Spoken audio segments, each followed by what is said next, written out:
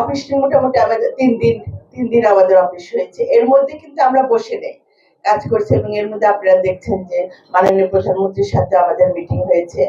আমরা যে এখন যে প্রায়োরিটি বেসিস থার্ড টার্মিনালকে নিয়ে কি করা যায়, এটা একটা আমাদের কাজ।